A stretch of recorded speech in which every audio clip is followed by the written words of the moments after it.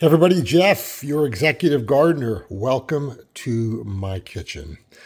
I'm pretty well known for dill pickles and making pickles, and it's appropriate because this weekend in Pittsburgh is called Picklesburg. Now, I'm not competing in selling my pickles at Picklesburg, which is a huge event for those that aren't from the Pittsburgh and suburban areas, but it is time for cucumber or pickling cucumber and dill pickle season. So as most of you know, I do make my own dill pickles, and they're pretty well demanded by family and members. So I'm going to get into this episode, talk to you about how we make them.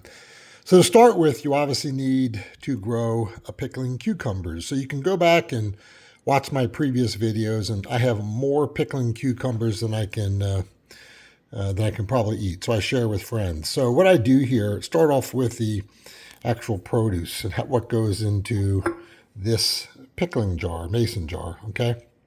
So what I do is obviously I have pickling cucumbers. These things are fresh right off the vine. What I do is I cut them in half. Okay.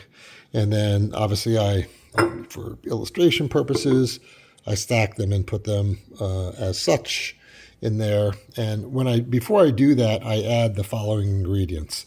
So obviously you need dill. I add onions, a decent amount of onions. I add garlic, and I add a slice or two of jalapeno pepper. So it gives the dill pickles a little bit of a spice to them, and they're absolutely delicious. Not too hot, but just a little bit of dill spice to them. So anyway, that's what I do, and then I make my own brine. So let's talk about the brine. Let's go over to the brine. So all you need is a simple pan. So what I do here, and this makes about 3 mason jars worth of dill pickles. So I take 4.5 cups of water, 1 1/4 cup of white vinegar, 1/4 cup of pickling salt. I take 1 tablespoon of pickling spice, and I heat it, as you'll see here, in here, and I let it kind of all meld together. And then once this is hot, I then pour it into the mason jar where the pickles are, the dill is, the onions are, the garlic is, the jalapeno pepper is, and that's how you do it. It's really that simple. Now, I don't preserve and can my pickles. They all go into a huge refrigerator, so they don't last very long. So I don't have that issue. Mine pretty much after 2 weeks of soaking in the brine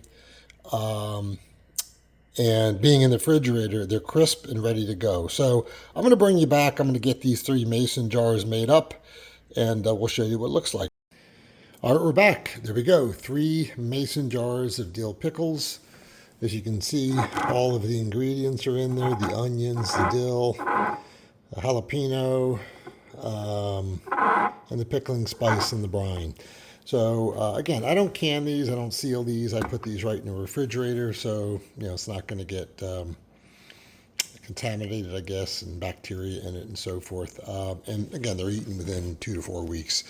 Not a big deal. The other thing I wanted to talk about, so once I put all the pickles in here, I put the ingredients in, and then I just pour the brine in and seal it. That's it. It's that simple. These things have to stay in the refrigerator for 2 weeks. All of the ingredients that go into the brine, the dill, the onions, the garlic, all of it kind of melds together, and it gets into the pickle. Now, one more thing I want to talk about before you do it. If you're making this, you got to get pickle crisp granules. So you put a little bit into each. I usually use 1/4 teaspoon into each before I seal it. Kind of shake it up and down real quick. And there you go. That's it. That's dill pickles. I'll leave the ingredients to make the brine, and you've seen all the other ingredients in this video.